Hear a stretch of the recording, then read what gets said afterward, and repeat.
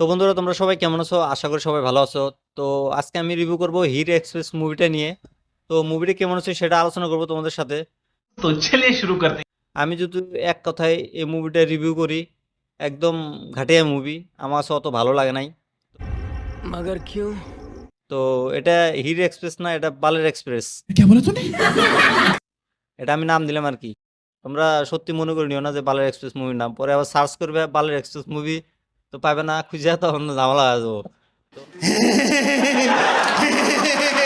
তো এই মুভিটার মুখ্য চরিত্র আছে তোমার হলো আম, দীপিকা জনেজা, সে হীরের চরিত্রটা করছে। তারপর আছে আশুতোষ রানা, তার হলো হীরের বাবা রোল করছে। তার সঞ্জয় মিশ্রা আছে, আর গুলশান আছে, যারা মানে হীরের মামার চরিত্র করছে।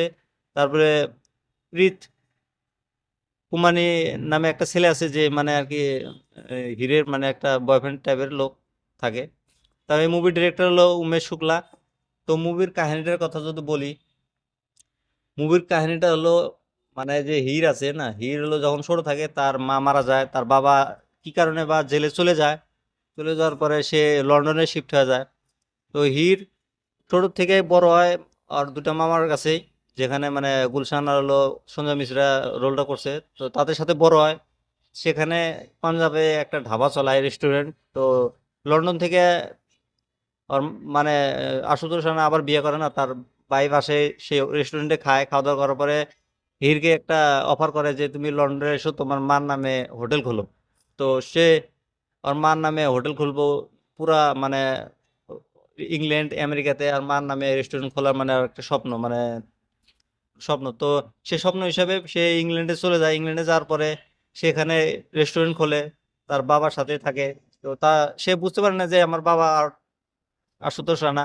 তো পরের কাহিনীটা তোমরা মুভি দেখলে বুঝতে পারবে। পুরো কাহিনীটা যদি আমি বলে দিই, মুভির মজাটা নষ্ট হয়ে যাবো। তো মুভির কাহিনীটা একটা ঠিকঠাক কাহিনী, মানে আমি যদি বলি এই মুভির কাহিনীটা আমার কাছে অত ভালো লাগে নাই। মুভির কাহিনীটা হলো একদম পুরানা জামানার কাহিনীর মতো। তো এটা তোমার হলো 2 ঘন্টা 22 মিনিটের মুভি, আমি খুব কষ্ট করে দেখছি। তো তোমরা যদি এই মুভিটা দেখতে চাও, তোমরা সিনেমা হলে যা দেখতে পারো। তো এটা ফ্যামিলি ড্রামা ফিল্ম, সেখানে মানে ফ্যামিলির মানে ড্রামাগুলা দেখায়। তো এই মুভিটা যদি তোমরা দেখো না এখনো, তোমরা যা দেখতে পারো, সিনেমা হলে লাগাইছে। তো আমার কাছে অত খাস লাগে নাই। আর এই রিভিউটা তোমাদের কাছে কেমন লাগছে তোমরা আমাকে কমেন্ট করে বলে দিও, আর এরকম রিভিউ দেখার জন্য আমার এই চ্যানেলটা সাবস্ক্রাইব করে দিও।